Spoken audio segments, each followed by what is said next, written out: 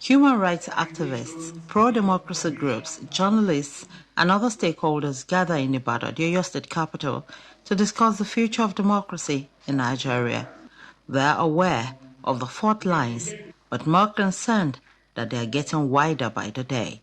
So we thought we can bring together people working in civil society organizations, think tank leaders from across the continent to come together and think about practical solutions to fixing democracy on the continent. So what we did eventually was we look at the think tanks in each country, the best think tank, and identify someone in those organizations to contribute a chapter to this book. So this book, in effect, is an agenda from think tank people, some civil society organizations, giving their own take on how to fix democracy on the continent.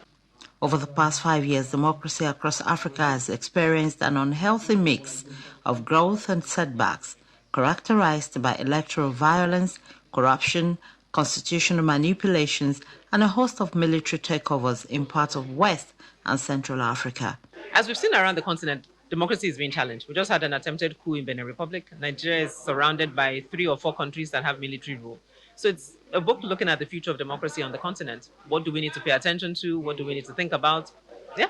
And so it's timely because over the next few years, next few election cycles, it's important that we really are serious about reflecting on what democracy means to us and how we must ensure it delivers so we don't have more countries under military rule.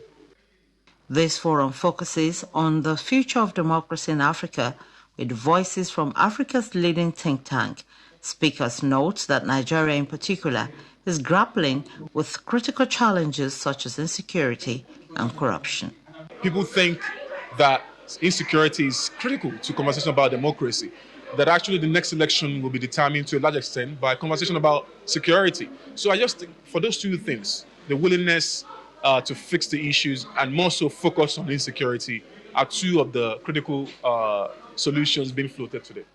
The belief that the governance system in Nigeria remains constrained by challenges such as vote buying, low voter turnout, political intimidation, among others, in spite of a constitutional democracy anchored on periodic elections.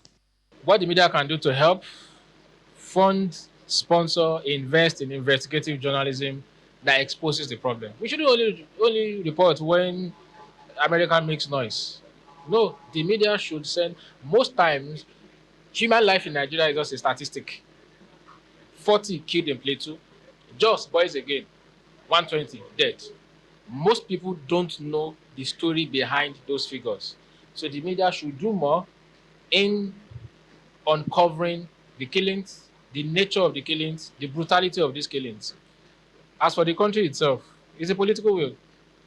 Any problem the government wants to solve, the government solves it. A compendium was later launched at a forum titled The Future of Democracy in Africa, which explores the continent's democratic journey, emerging threats, and pathways for reform. Bukola Oriowo, Channels Television News.